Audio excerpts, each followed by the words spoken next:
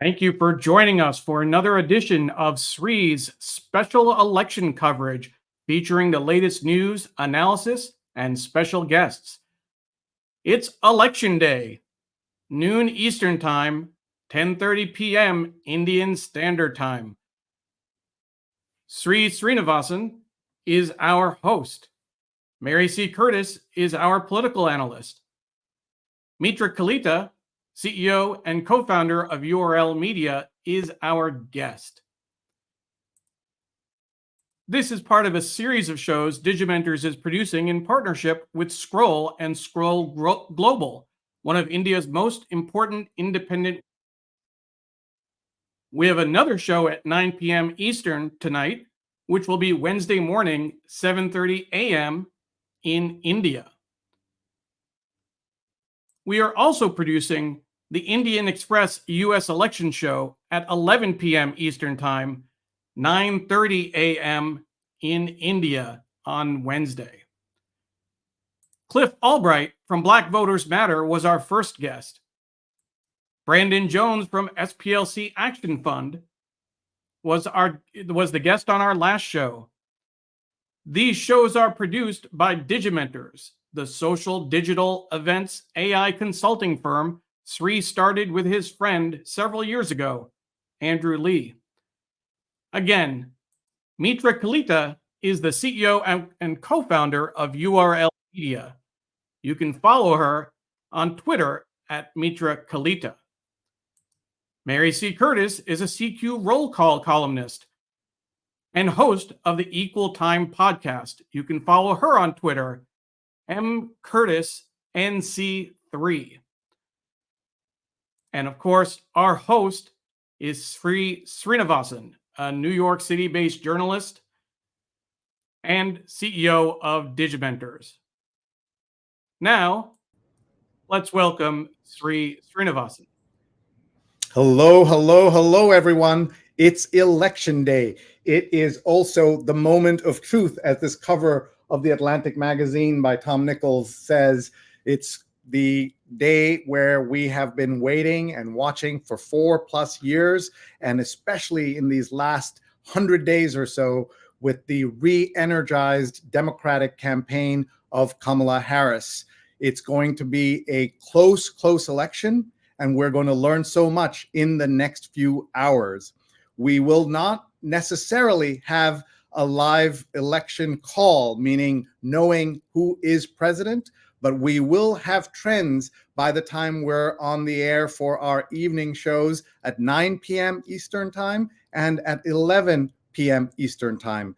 We are very grateful to you for being with us. Please tag a friend, tell them that they can watch us live or later. You're going to get analysis, you're going to get understanding of the issues, and we're going to take your questions. So unlike television shows where people are just screaming at each other, we're going to learn, and we're going to take your questions and show your comments on the screen. So that's part of the fun of what we do here. Here's Jonathan Borstein is watching. Greetings from New York, where early voting counted for about 20% of registered voters, according to the Gothamist. And here is Kaveri watching from Ireland and says, is the world going to sink or swim? And yes, what happens here in the United States has a disproportionate impact on the rest of the world. And Professor Kathy Joshi says, I voted in Wayne, New Jersey, no lines and no problems. I also voted today, and I was so happy to be able to vote right here in New York City. And this is this is the photo. This is the tweet I posted at Sree.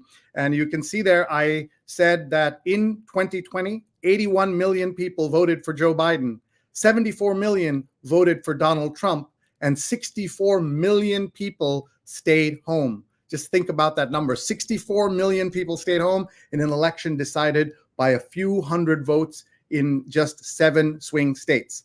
So what we're going to do now is let me bring on Mary Curtis, our political analyst, and then we'll bring on our friend Mitra Kalita, who will help us understand what's going on in these last few hours before the election. Mary C. Curtis is CQ Roll Call columnist and Equal Time podcast host. Hi, Mary. Good morning. Good morning. I'm here from the very swing and tense state of North Carolina. I voted this morning, my husband and I, early in Charlotte, no line. We were there about 6:45. And of course, with its 16 electoral votes and the many, many visits by the candidates and their surrogates, people will be looking at the returns here for an early sign of what the rest of the evening will bring. So let's go. I know that you're ready. You've been studying the results as they're coming in, the early voting information that we have, trends, all of that. And then we're going to be live with you again at 7 p.m. Eastern and at 9 p.m. Eastern, Yes, that's and okay. at 11 p.m. Eastern. But now let's bring on our friend Mitra Kalita, who is the CEO of URL Media and the publisher of Epicenter New York. Mitra, welcome to our show. Hi, Sree. Thanks for having me. Hi, Mary. It's so good to see you again. I know. We've been on a panel or two before together, so this is great. I think during the Trump years, if I'm not mistaken. I'm sorry? I think during the Trump years, if I'm not mistaken. Yes, very much. Well, welcome, Mitra. I know it's a super busy day for you. Tell us about URL Media and what you're looking at right now. Sure. So URL Media stands for Uplift, Respect, and Love. We were found in 2021, days after the inauguration of Joe Biden as president. We were formed in the wake of the racial justice protests after the murder of George Floyd. I launched Epicenter NYC to help New Yorkers get through the pandemic and quickly realized with my CNN hat on, I spent most of my career in mainstream media, that being small on the internet is really, really hard. And yet being small and trusted in communities is really, really necessary. And so URL was born to band together small community media outlets around the country. We started with 8 BIPOC, Black and Brown media outlets. Today we have 36 partners. It's a mix of live streams such as this one. Scroll is one of our partners, proudly one of our original partners. Epicenter Word, Native News Online. We have a Bangla live streaming channel, TBN 24, Black Voice News, Detroit Outlier. And I mentioned these, of course, I can't mention all of them, but we are in a large number of battleground states. And so the last, not just few months, but honestly, the last few years have in some ways led to this moment. And I can dive into more of what I mean, but issues like housing and student loans and, the border, deportation, legalization are issues that we cover day to day in service of our communities. And I would say when they surface in mainstream media as campaign issues, some of us are like, well, we've been covering this all along. So we could dive into what that looks like, but I'm really thrilled to be here. And I'm thrilled to share this perspective that I think is really close to the ground and yet still very important nationally and informs public policy as well. You're so right. Mara says, excellent show. Ellen is voted early on Saturday. Long lines at the Met Museum.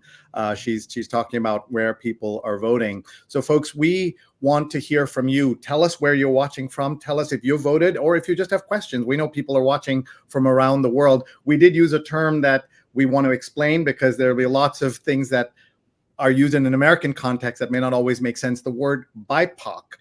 Explain that, please, Mitra. Sure. And I did shorthand that to say Black and Brown. BIPOC stands for Black, Indigenous, People of Color. It's a term that's been around. I don't know the origins of it, but definitely after 2020 and the racial justice protests in the United States, but also globally, took on this umbrella meaning to encompass people of color. And one of the other things that we will be talking a lot about is the Electoral College. And so what we want to do is kind of just explain to folks what that means and how they can kind of try to understand what's going on with that. So we have here on our screen, we're going to put and show you this website, 270 to win. And that's the Electoral College, that the number that you need to become president of the United States. And you can see there are all these states. Not all of these are swing states, but you can see that there are different colors. And what the colors mean different things in different circumstances. And so what you're trying to understand is what states are already leaning blue or leaning red, and then deciding where they are in this. And so that's what we're looking at. You can see North Carolina on the lower right, NC 16. That's the 16 state votes that she was talking about, that Mary was talking about earlier. Mary, your thoughts when you look at this map? Well, it's a very fluid race. There are several paths that they can each take. We always hear about those 3 states, the Pennsylvania, the Blue Wall, Wisconsin, Michigan, and all of those. Really, the polls are on a really nice edge, a razor's edge there. But as I said earlier in the evening, you probably will start getting the results from North Carolina, and he really, Trump, pretty much needs those in any one of his paths to 270. And Harris would like to have it, particularly since there are questions about Pennsylvania and Michigan. So, that's what I see. We'll also be looking at Nevada. That'll be interesting. And as Mitra was talking about, so many of these states, the folks of color, the Hispanics, African Americans, Asian Americans, and others, I know in the Southwest, where I used to live in Arizona, Native Americans, they will really play a big role. And that's where there have been questions about access. Do they have access to the polls, say? And so we will see a lot of that going on as well. And right now, I'm also a little bit concerned about post-election. We've seen that in the internet, Donald Trump has already laid the groundwork, particularly with these close races, that there's fraud going on and that his followers should not accept some of these. He's saying he will declare victory very early in the night, where we know it's going to take maybe days, perhaps weeks, to count all the votes. And so, in states like Washington State, the Governor Jay Inslee has called this having the National Guard on hold in case people will be protesting and if there's going to be violence. And we see January 6th, of course, of 2021, that there was violence. So the fact that so many of these states were so close, but with the polls and the margin of error, we also know that maybe it won't be that close after all. Yeah, we don't know how it's going to turn out. And here, by the way, we see Dawn is voting in Milwaukee. Thank you, Dawn, for doing this. As she says, thank you to us for doing this. We say thank you for voting. Jayanti says, excellent show. And Tara is watching. Big day. Good luck all. Diana is watching from on Facebook. Hello from California. We'll be voting soon, noon Pacific time, with my kids in tow. They can't vote yet, but I want to make it a big deal, especially this year. We are also looking at stories like on Telegram, a violent preview of what may unfold on election day and after. So Mitra, as you're hearing all of this, give us your thoughts on how to frame this and how to explain this to people. So I think I look at the electoral map, and for folks who might say, oh gosh, that's a lot of red, right? Is the US really that firmly Trump country, might be the takeaway. One framework we've been using is to say that every state is a swing state. So what do I mean by that? While Mary is very right that the 3 states that both campaigns have really drilled down on are Wisconsin, Pennsylvania, and Michigan, there are races here in New York that could flip the House of Representatives, right? And so I think the framework for people of color sometimes feels like we're left out, right? If you're, for example, one of our partners is Pulso, and they're based in Miami, Florida. And a few years ago, as you all know, the Democrats basically gave up on Florida. Now that's changed over the last few weeks. Suddenly it mattered again. But if you're Latino in Florida, there's a feeling of being left behind, of being left out, of feeling like these national policies very much will affect you. And yet, if your voice feels like it doesn't matter in that map that we just looked at, then what is your place in this democratic process? And if there's a misstep, for example, during a Trump rally at Madison Square Garden, where somebody says something very damning about Latinos, and suddenly this community can be mobilized, the fact that we wrote off so many Latinos in states that once upon a time mattered and now they don't matter. And so I think one way that our network frames this is not from that nationalized lens, but really saying, what are the concerns of our people on the ground? How are we in service to our communities? And how do we make sure that no matter who wins, which I know, given kind of the composition of who might be watching and the anxiety that a lot of people are feeling, it's like, how can you even, be preparing for a second Trump presidency?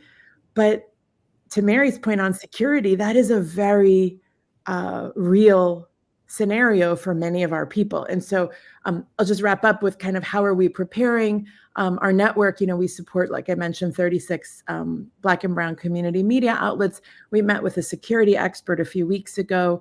We've offered resources to keep your reporters safe. There's the internal kind of making sure that news and information is vetted. How do we know that we're not subject to outside influences, misinformation? I think many of our communities are the target of this in very orchestrated fashion. But also, how do we stay physically safe and making sure that our communities know it is okay to center your safety above all else, right? And I tell my own children this all the time, right? If you're caught on a subway, if something happens over the next few days, and a lot of New Yorkers are like, oh, this can't happen here. But I do think that our communities are operating from a pragmatic perspective of how do we keep our children safe? And I have to say, after 30 years in mainstream media, for me, as kind of anxiety inducing as a day like today is, it's also a privilege for me to work in media that cares about my children first, versus often feeling like mainstream media was, like kind of literally whitewashing this scenario. So what we're looking at are MSNBC, CNN, MSNBC, Fox, and CNN, just to see what's happening. The first polls close in about 8 hours, and we will then know more about what's happening. It's noon here, so you'll actually have first polls close around 7 p.m. and then so in about 7 hours we'll have the first set of results. They'll give us a sense of what's happening, but will not tell us everything. The reason why Mitra's work is so important, among other things, is that mainstream media and just newspapers have shuttered across the country. More than 2,900 newspapers have shut in the U.S. in the last 20 years. More than 20,000 journalists, 25,000 journalists have lost their jobs. So Mitra, how do you make sure that you are filling in those gaps that are created by the economics of journalism? And how do you make sure you are still in business and all your partners are in business? So our model rests, traditionally on advertising, but also non-traditionally on B2B services such as recruitment, consulting, government contracts where we are on the ground and telling people how to get flu shots and COVID boosters. And so any media model right now that is not diversified, I don't really think has a shot in this climate. And then the other reality, a show like this kind of underscores it, is that you have to be everywhere, whether it's streaming or social or a website or flyers or, doing appearances on shows like this to get the word out about networks like mine. And when people say, like, where are you? I say all of those places. So yesterday, Epicenter, I'll put my New York City hat on. We had a meeting just to talk about elections. We are going to leverage some of the national coverage from URL Media to fill that, we're in a waiting game. We don't know yet who the president is. There might be a result. And so the economics for small outlets to be able to tap into content services like those we offer is really invaluable. But also our editorial director said, I'm just going to do an Instagram video on housing because that's something we've covered so closely. A lot of national media now, like Ezra Klein and Nate Silver and Ben Castleman at the New York Times have all kind of talked about housing and inflation over the last few days and how that's affecting the race. And she said, we've been covering this for years, so I'm just going to put some of this together. And she just quickly did an Instagram video summarizing our coverage, but also nodding to New Yorkers that are struggling to pay the rent and, might feel like some of this conversation, it's like, where have you guys been? And so just reminding people, we've been with you, we hear you. Our goal is to help you stay in your home.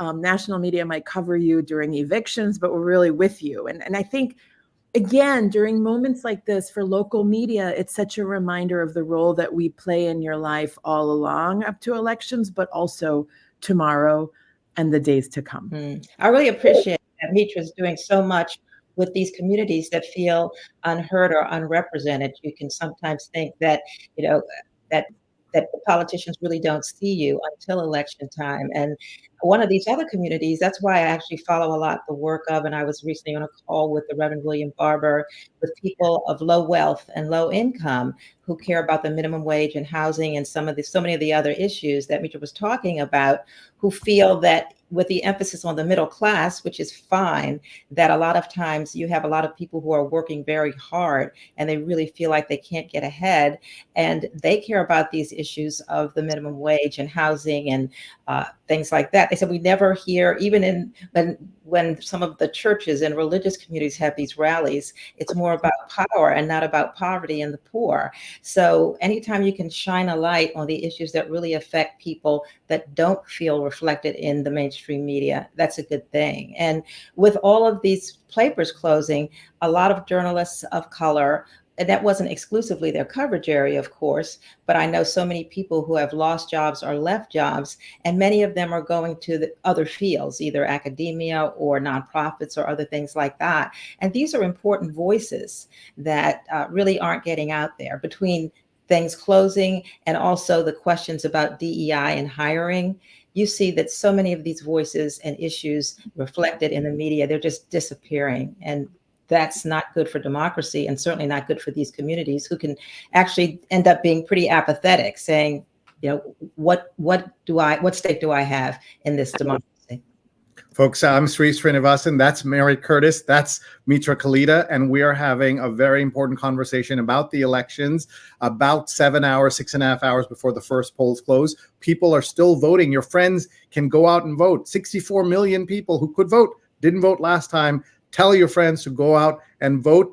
Kaveri says yes to what Mitra said about, for personal safety, pragmatism over lofty idealism. And Samipa is asking a question about ballot proposals. And there are several of them. They don't get the attention that we see for other issues. So Mitra, what are you telling people? I'm sure you don't even remember. There are like 6 of them on the ballot. You may remember some of them, but yeah. So I just posted in the chat, so maybe your producers could share this. There's like 3 pieces, at least from Epicenter. There's probably a little bit more around the ballot questions. And I have to say, like in my group chats in New York City, and I'm a part of embarrassingly many of them, the ballot questions have actually been what we're hearing about most.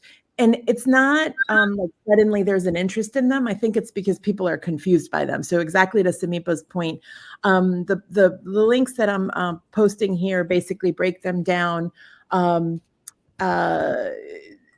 roughly. The first one is a protection of gender rights, and then 2 through 6 are overarching power for the Adams administration, if I had to distill it into kind of how we've been framing them. And then the links that I sent basically take you on each initiative and summarize them. So people should go to Epicenter NYC, check out all their election coverage, but this can really help understand what's going on. The Adams administration is in trouble, but that isn't stopping them from trying to accumulate power. One of the things that we heard Mary put so eloquently, that when it's about power, people are lost, the poor are lost, and that becomes an issue. Kati Joshi is watching this. Mitra, I knew you started a new project, but today's the first day I've learned all about what you do. I just went to the website and signed up for all the newsletters. That's so cool. I'm excited to dig in. So everyone, please do this. This is what it takes to be a CEO of a media company. You're going retail, hand to hand, going to different places. Really are. Yeah. And the fact is that you are around a lot. People know what you're doing, but it's hard to pay attention when there's so much in the news and so many media products out there. So we're so grateful. You'll give me a 60-second heads up when you need to leave, because I know it's a very busy day. I have about 5 more minutes, if that's okay. I will say that, Sree, the other thing on what you're describing in this fragmented media coverage is that both the left and the right often feel not captured in any media, right? So there's like it's not even that underground, but for example, something like Truth Social, or signal channels that people might set up to communicate.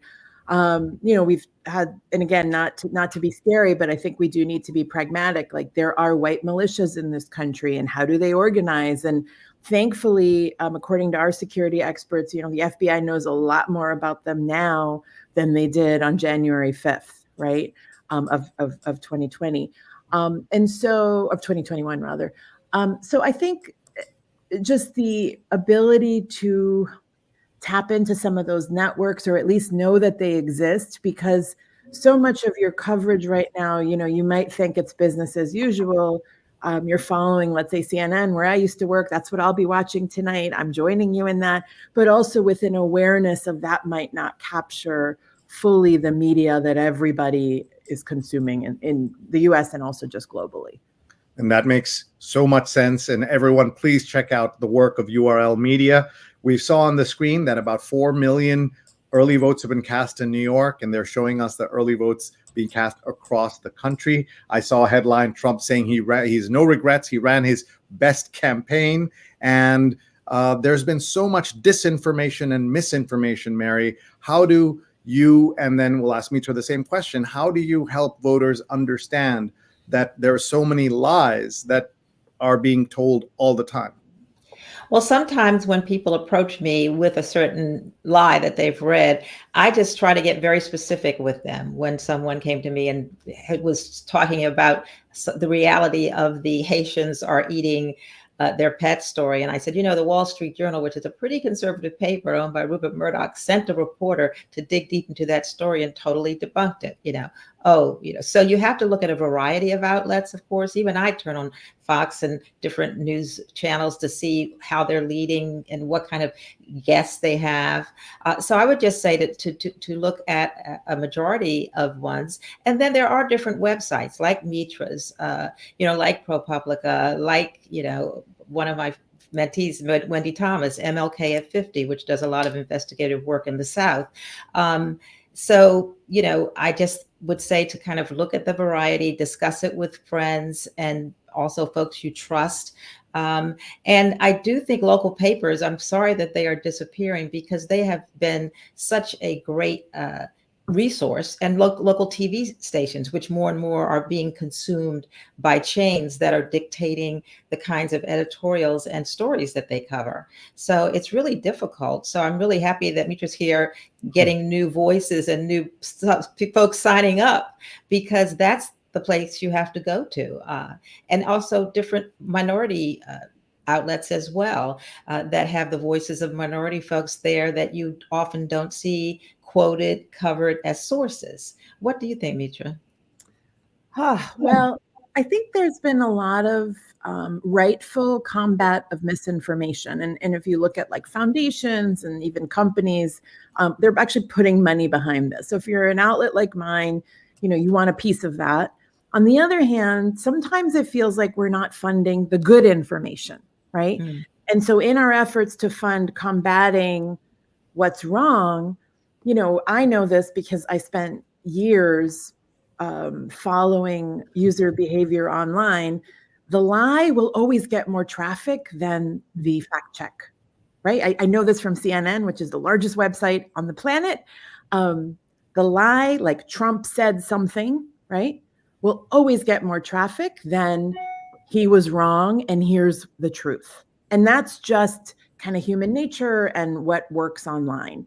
And so for outlets like mine now, while we are actively combating misinformation, there's a few trends to be aware of. One is called pre-bunking. How do we get in front of communities that might be ripe for disruption? So some of this we've seen, and there have been reports on this. I think ProPublica did some really good work around Russian misinformation targeting Latino communities. How do we get in front of that? The other piece, which I'm so privileged to spend this phase of my career on, is breeding trust in communities. And I think we don't talk about this enough, and it's something I feel kind of sheepish that it took me 30 years in media to understand. once I help somebody, right? So if somebody, for example, as happened 2 weeks ago at Epicenter, says, the government used to publish these guides on voting, I don't have a printout. And we say, oh, we could just print that out for you. And we give somebody a physical printout of information they need. Something happens in that action, which is they trust me. But beyond that, they turn to me again, right? They'll call me again and say, I just read that the COVID booster might not be effective and I should be careful, or that men are having this. I'm repeating misinformation, so to be clear that, and that trust is actually what media, I think, need to lean into, which is how are we in service of our communities so that they will call us and turn to us over and over and over again. Now, as we've seen over the last few weeks, you do one wrong move and people will unsubscribe. They don't trust you. They will be vocal about it. But I think if you hold that trust sacred and you keep trying to establish that relationship, now that's only possible if you're small like me and you have, as I mentioned, this kind of national boost through shared advertising and resources in the form of a URL media. Now that's the model that's worked for us. But I think in that equation of how you establish trust, there's a lot that, the CNNs of the world can learn from. Are we squarely in service to human beings, right? And how are we showing that every day? And of course, we know that corporate media isn't in service necessarily of their audiences. They're in service to their shareholders, and that leads to other issues. I know Mitra has to go. There's so much happening all over the country. But before she goes, I want to tell folks that the way she's described how you think about media in a new way is fascinating.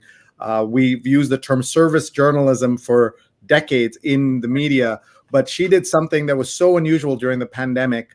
She decided, she and her team, that not just to tell people where they can get their COVID vaccine or whether they should take it, they actually helped sign up people to get the vaccines into arms. And I said, there were some people who were questioning the ethics, the media ethics of, centuries of thinking about this stuff.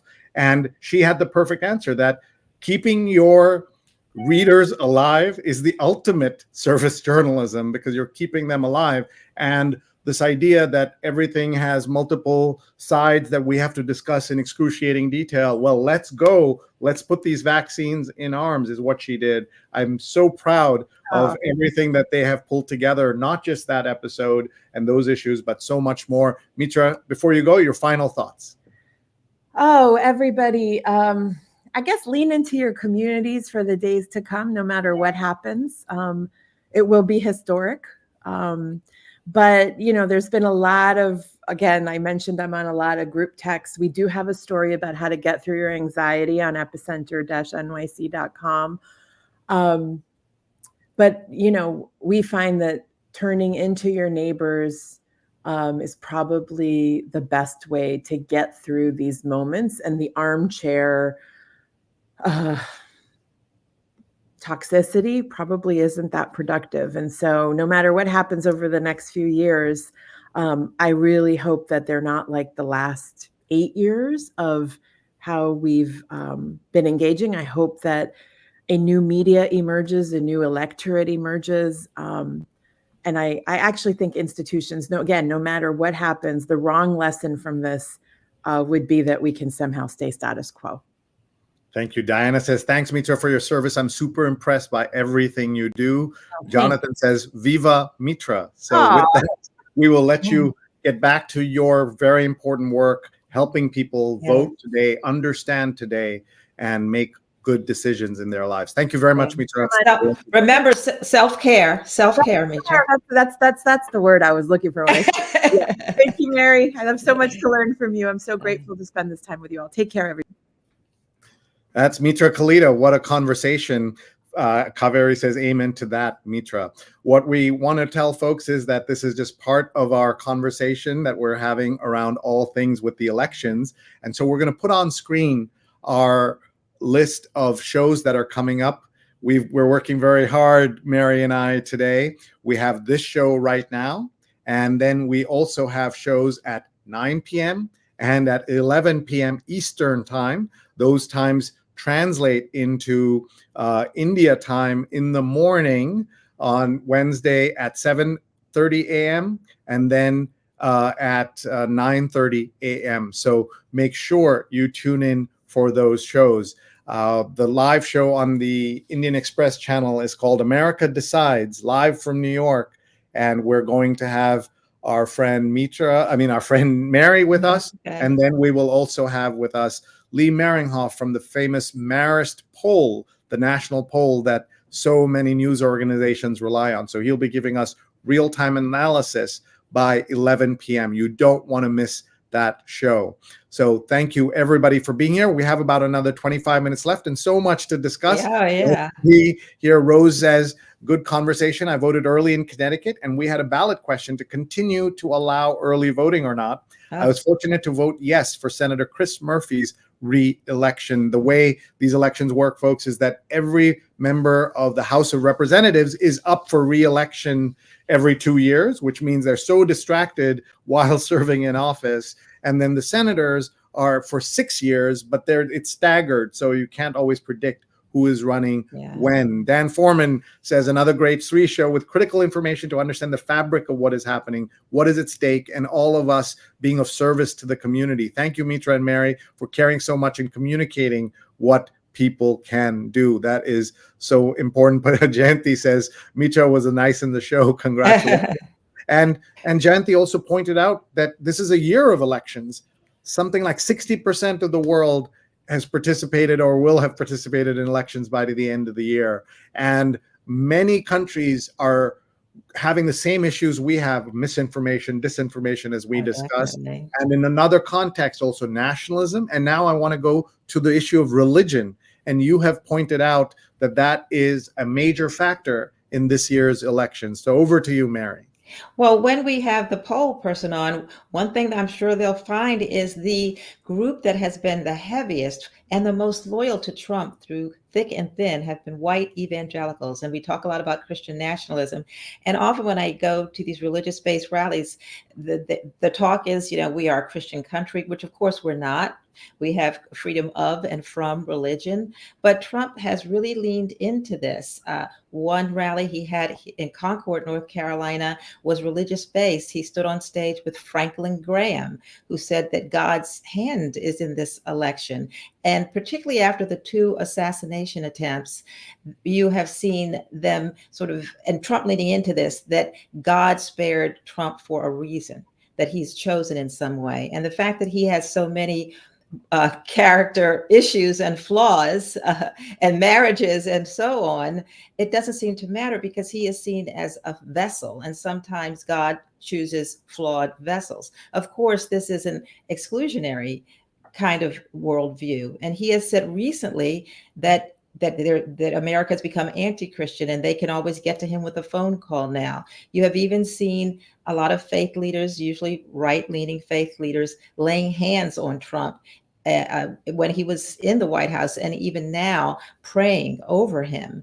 And it's always struck me as a person of faith, I believe, of course, I'm a flawed person too, that this isn't exactly what our founders and what religion is supposed to be about. Freedom, the separation of church and state protects the church as well as the state.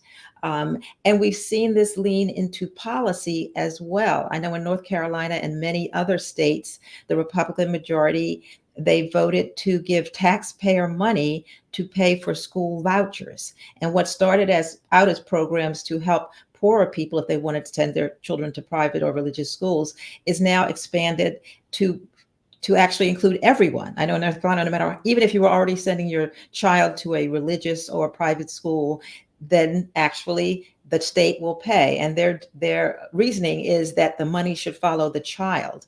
But the argument against it is it chokes off public schools in this country and in the state. Teachers' salaries haven't raised up that much. And a lot of school districts, particularly in poor areas, go wanting. But it's all wrapped up in this one view of what religion is. And as I've mentioned before, at these rallies, it's mostly about Christian nationalists attaining power. You hear very little about the least of these. I actually wrote a column about that in Roll Call, but Trump is really leaning into it. And one thing, if he loses, if you believe that God is on your side, then pretty much anything you do is fine, because whatever the means, you're working God's will. And if he loses, would that be God's will, or does that mean that you have to fight that because you are ultimately choosing the person that God means to be president? It's something we don't talk a lot about, but it's something I've really thought about, written about. And it also means a difference in how people view values. What are the values that you raise up? Are they the values your parents taught you? Kindness, humility, these kinds of things, or is it something else? And the folks who I've talked with who are Christians who are for Trump, they won't hear anything else except the fact that he will protect Christian rights in a country they feel increasingly has gone in a secular direction. And this is all wrapped up in issues like transgender rights and all of these things. It's a very interesting phenomenon. And I bet you they will still be his most loyal voters this time. We can ask the pollster. I agree on that. One of the things that I want to just talk about for a second is that we have an expert on this topic watching the show. We have White Christian, the author Kathy Joshi is watching. She's the author of White Christian Privilege: The Illusion of Religious Equality in America. And it's a book from 2020 that I recommend to everybody. I've interviewed her. She's a fantastic resource. The book is a fantastic resource as well. So please check out Professor Kathy Joshi's White Christian Privilege. One of the things I was doing was talking to Christians from India who live here. Only 2% of India is Christian, but much larger percentage of immigrants here are Christian, probably closer to 10-15% of Indian immigrants from the state of Kerala, especially. And one of the things that I was telling them, that you hear this thing of white of Christianity is going to be lifted up by Donald Trump even more than it is. It doesn't include you. Just the way that Mexican Americans think that conservatives are going to be happy with them as they push conservatism or Catholicism, it doesn't include them. That's why it's important to understand it's white Christian privilege. It's not just Kerala Christian privilege or Black Christian privilege. Diana says her book is very informational and gives the URL there. So we really appreciate everyone participating here. Jayanti's watching from Gandhinagar in Gujarat, India, and I wanted to show our partnership with Scroll. We're live on their homepage, which is so cool, and you can see there. And we had the lead video yesterday in terms of viewership yesterday, Mary, and so we will again today and then tonight as well. Jayanti is watching at 11 p.m. on a Tuesday night, and she's going to walk the farmer. She's a farmer of 67 but healthy, says Jayanti Patel. Thank you very much and we know farmers are so important, not just in India, but anywhere in the world. We have a question for you, Mary. Diana asked, what are you both doing for self-care today? Tell us your secrets. I heard the term nauseously optimistic, and I thought that's a very interesting term and probably describes how I'm feeling. But Mary, how about you? Well, after I went to vote, I went to the gym. I'm not sure that was really great self-care because people were just talking about the election. But when I was getting ready for the show, I have to admit, I turned off the news and turned on some classical music, which really helped a lot. And the commentator on the station said, I know a lot of you are stressed about the election, so here's some Claude Debussy, which was pretty funny to me. But, it's difficult. My husband and I were saying we are both really on edge. But I would really follow what Mitra said about reaching out with friends and loved ones and community. And really look at a little bit of history. We have been through a lot as a country. We have had some very violent times when people despaired. Will it ever get better? And as my son, who's a historian, talks about, he always says, it's always cycles, progress, pushback, progress, pushback. And I guess you have to take the big picture. What are you doing, Sree? I am busy doing this. I'm doing these shows as a way of working through everything that's going on. We are nervous, of course, but I think that this is a great thing that this country does. And one of the things that's going to happen is that about half the country is going to be very upset with the election results. And in some ways, you're going to hear people who just can't believe what has happened with the election results and will be so mad about it. But it's also important to recognize that we as a country do these elections, and then we are able to make sure that we are coming together and make progress. Otherwise, we will not get anywhere. There's a movie called Civil War that came out this year that talks about a future, near future, where Americans are actually picking up guns and fighting each other because of politics, and it's very scary. And I think a lot of it has to do with the rhetoric that has come from the extreme right, from Donald Trump himself.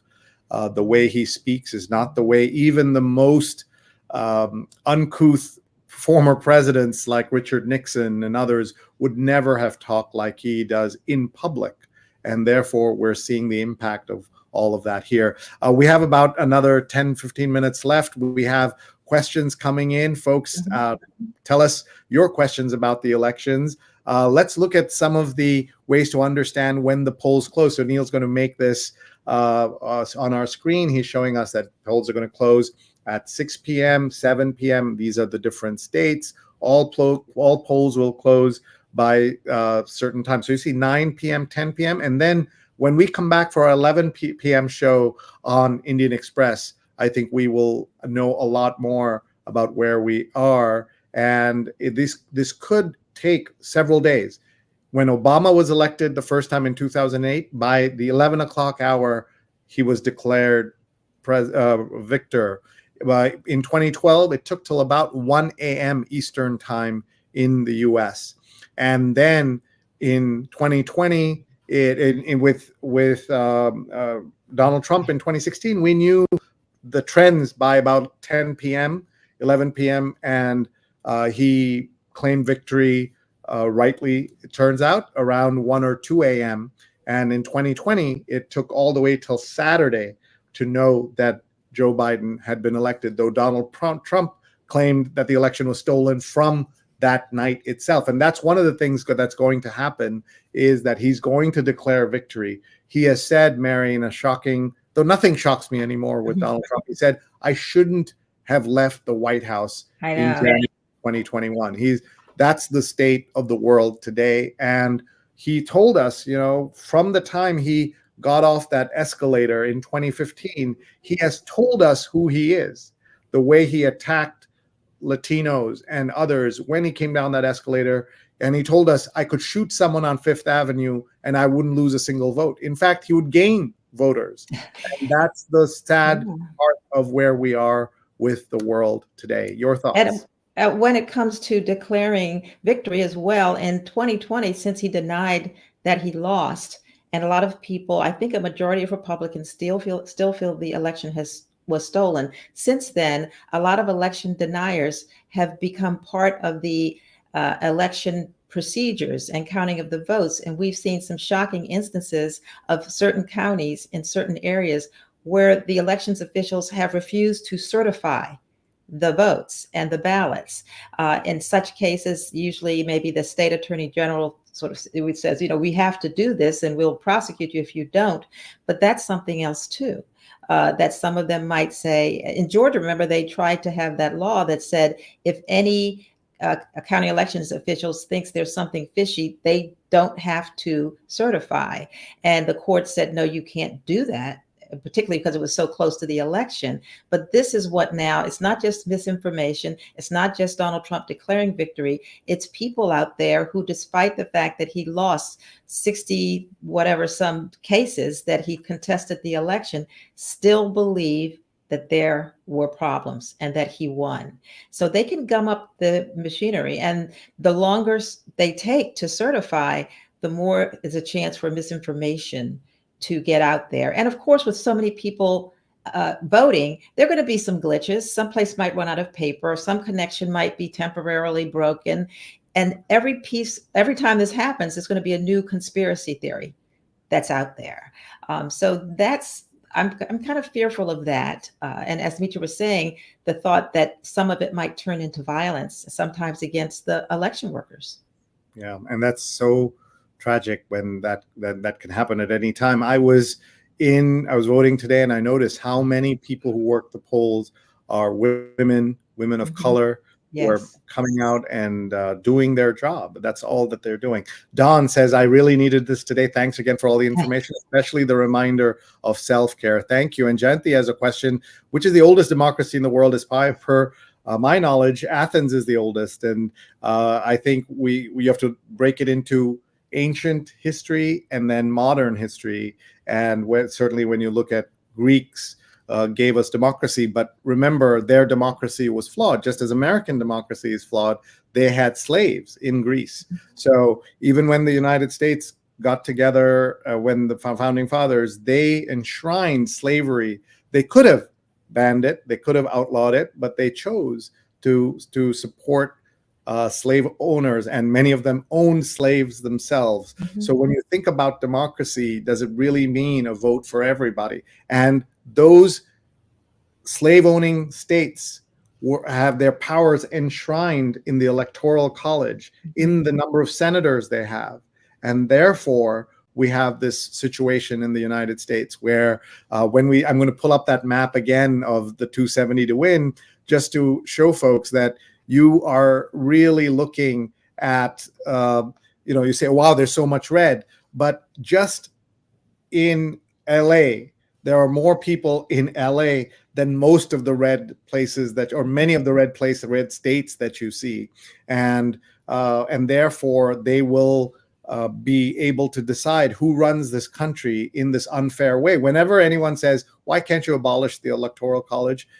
These small states, Montana, Wyoming, and others they're large states, but few small populations, have no reason to give up their power. Why would they do that? They would lose power, lose money, lose importance. They will never do that. And so we're held hostage by these other states. And so we're now looking at we just have a couple of minutes left. I want to just go through the electoral map and explain to everybody quickly what's happening. I don't think Montana is anything but Republican. So here we go. Look at the upper numbers, right? So at the very top, you see 230 and 215. This is the way it is before the swing states. So the swing states, you can see on the West Coast, you see Nevada, you see Arizona. And then you see on the Midwest, you see Wisconsin, Michigan, and then Pennsylvania on the East, North Carolina, where Mary is, and Georgia. So throughout the night, we will start filling in these. And if Kamala Harris holds on to Pennsylvania, if I make that blue, Michigan, and Wisconsin, she will have, she'll have 274. So that's one path for her to get it. But if she loses Michigan, as there is a good chance she might, if she loses Michigan, she's at 259. So she needs to get those votes somewhere else. One place is North Carolina. If that turns, she gets 275. Georgia is another option. If she doesn't get North Carolina, she gets 275 there as well. And then if Trump gets all of these states, let's see here, he's already at 262. And then he needs Nevada. Even Nevada is not enough, but he needs Arizona to hit that 273. So this is where it'll all end up tonight, and we will find out very soon after whether we will know tonight or not. What are your thoughts? Well, I don't know. I can't. I told some people I have no idea. I do think one thing that I'm thinking of as I'm looking at all the comments coming in, I love that your show gets an international audience, because so often America feels we just look inward. It's only American issues. But what this election says will mean a lot, and a lot of different things to countries all over the world. So our audience is as international as your audience. They want to see what America is going to do because they feel it's crucial. And while all of them will have to deal with whomever the American people, whether it's Trump or Harris, I'm sure they all have their preferences, whether they're in Israel, Gaza, the EU, the countries that are bordering Russia, who might be pretty fearful of Putin. It's fascinating to me. So I think when you look at that bigger picture, that will be something that I'll be looking at as well. Here is what I wrote in my newsletter. And I said, forward this to undecided, persuadable voters, if there are any. I also said that Elon Musk deserves to lose. And I wrote previous week, I wrote that it's so important to understand that women's issues, so-called women's issues, are actually everybody's issues. And you can subscribe to my newsletter at sreenet.substack.com, sreenet.substack.com, or connect with me on LinkedIn, where I publish my newsletter there as well. Mary, tell folks where they can find you and the great writing and conversations you hold. Well, I write a column for Roll Call, so you can find me, my authors page at Roll Call, where you'll also find my CQ Roll Call Equal Time with Mary C. Curtis podcast. I have an authors page at Slate where I guest host their What Next podcast on occasion, and I tend to put everything I do on maryccurtis.com. And there's some wonderful pictures of you with Jill Biden, with Kamala Harris. I like those pictures. Also, you with Senator Santorum. So you interview everybody and you talk to everybody. Before we go, let's just look at some of the headlines on the big networks. On the left is MSNBC. On the right is Fox. At the bottom is CNN. Trump, of course, there will be no violence, he says, even though he's been threatening violence every day. On Fox, more women are registered in the U.S. There are about 3 million more women in the U.S. than men. And in Pennsylvania, you're seeing down here, they're saying how key battleground states count votes. So that's something useful to know as well on this election day. So much going on, so much news being created, and we'll be paying close attention. We will be back in about 6 hours. In about 8 hours, when we will be talking about the elections and the first polls will have closed. We'll know a lot more. This is a map that Diana Rohini is showing us. This is from NPR, and it shows the U.S. based on electoral votes, not on landmass. And so if you look at this, see how much more blue there is, see how much more mixed it is when you see this versus the other one. So that's very interesting. I know Neil also has somewhere the New York Times prediction needle, which caused PTSD to a lot of folks because it kept saying that Hillary Clinton's going to win, and then it just flipped back. So we'll be keeping an eye on that also for later today. And he'll bring that onto the site when we are back. So Mary, give us some words of wisdom. What should we be thinking about in these last few hours?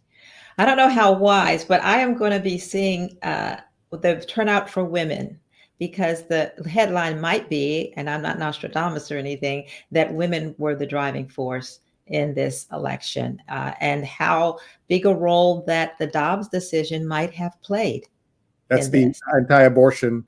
Yes, the Roe v. Wade overturning it. And you see these on the ballots in, I believe, Florida and several other states, the abortion, their tight bans, their strict bans are coming up for voting. And we've seen even in red states like Kansas in the past, when they've had these bans on the ballot, the women have come out and tossed them. So I think the turnout among women and how they vote and on what issues might be one of the big stories of this election. Thank you. That's Mary C. Curtis. I'm Sree Sreenivasan. Before we go, we want to show you a couple of things. One is just to show you how the Indian community has gotten involved in these elections. What are some of the things that they're doing? So I'm going to pull up here on our screen a set of signs that was shown in Texas. And this is in, let's pull that up here on stage here. You can see that vote Republican, make the border secure again. Those are in two different South Indian languages, in Telugu and Tamil. And so you're seeing a Ted Cruz sign. And so that's an example of outreach by the Republicans. And we also want to show you a video of a friend of mine, Shobana, with David. She made a really cool video about voting. And I will play that audio in just a minute. But Mary, we'll let you say goodbye. Thank you very much, and we'll leave playing this audio for you from this particular song here. Just give me 1 second, Mary, before you leave. Oops, I think we lost Mary already. Can you just tell us one thing that, apart from the role of women, where in terms of the timing will you be paying attention to? Do you have me back now? Oh, good. I hope you didn't lose me for too long. No. Well, also the turnout among folks of color. They won't, in some ways, they've been made scapegoats. If Kamala Harris loses, it'll because Black men didn't show up, or this or that didn't show up. But actually, they won't decide the election. The majority of folks in this country are still white. But I will be interested in seeing that, particularly since she had a very good turnout machine going on. How interested are people? That number you keep quoting of all the folks that didn't vote, are more people going to get up off that couch? Because that's really what we're fighting. It's not Democratic, Republican. Sometimes it's apathy. Will you get up off that couch? So I will be really interested in seeing the turnout. All right. With that, we're going to say goodbye, everybody. We'll see you at 9 p.m. Eastern. Here's Vote.